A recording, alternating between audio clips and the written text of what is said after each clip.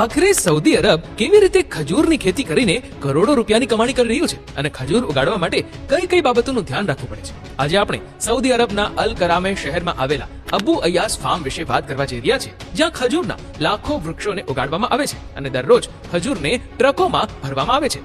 મિત્રો, આ ફાર્મમાં સૌથી પહેલા એક આધુનિક ટેકનોલોજીનો ઉપયોગ કરવામાં આવે છે, જેમાં ખજૂરના નાના નાના છોડને લેબમાં ઉચ્ચ ગુણવત્તાવાળા ટિશ્યુ કલ્ચરની મદદથી તૈયાર કરવામાં આવે છે અને થોડા દિવસો સુધી આ છોડને નર્સરીમાં જ કાળજીપૂર્વક ઉછેરવામાં આવે છે. જ્યારે આ છોડ વાવવા માટે તૈયાર થઈ જાય છે ત્યારે આ છોડને જમીનમાં વાવવામાં આવે છે અને 1 થી 2 વર્ષમાં આ છોડ ફળ આપે એવડા મોટા વૃક્ષો બની જાય છે. આ વૃક્ષો પર થોડા દિવસો પછી સેંકડો ટન ખજૂર પાકવાનો હોય છે, પરંતુ જો આપણે વૃક્ષોને આમ જ છોડી દઈશું અને ખજૂર આવવાની રાહ જોતા રહીશું તો ક્યારેય ખજૂર આવશે નહીં.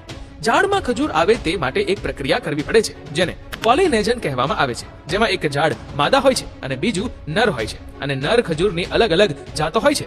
તેથી તેમાં ફળ આવે તે માટે તેને ફર્ટિલાઇઝ કરવું પડે છે. જ્યારે માદા ખજૂરના વૃક્ષોમાં ફૂલ ખીલે છે ત્યારે નર ખજૂરના ઝાડમાંથી પોલેન્ડને બહાર કાઢવામાં આવે છે અને તેને આ ફૂલોની વચ્ચે મૂકીને સારી રીતે બાંધવામાં આવે છે.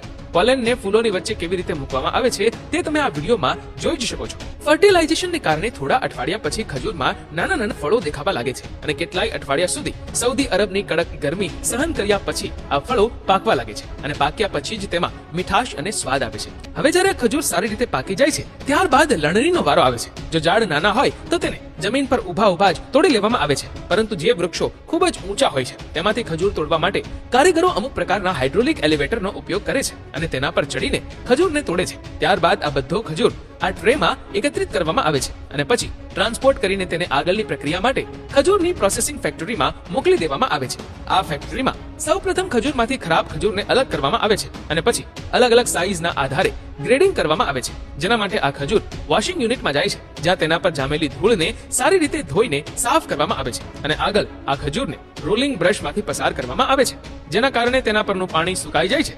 હવે ખજૂર પરની બાકીની ગંદકીને આ હાઈ પ્રેશર એર દ્વારા સાફ કરવામાં આવે છે. આ ખજૂરને હાઈ પ્રેશર એર દ્વારા કેવી રીતે સાફ કરવામાં આવે છે તે તમે આ વિડીયોમાં જોઈ જ શકો છો. અને પેકિંગ વિભાગમાં આગળ જતા પહેલા તેને આ સેન્સરની નીચેથી પસાર થવું પડે છે. આ સેન્સરની નીચેથી ખજૂર 360 ડિગ્રીમાં રોલ થઈને આગળ જાય છે. આ સેન્સર ખજૂરમાં રહેલા બેક્ટેરિયા અથવા અન્ય અશુદ્ધિઓને સ્કેન કરે છે.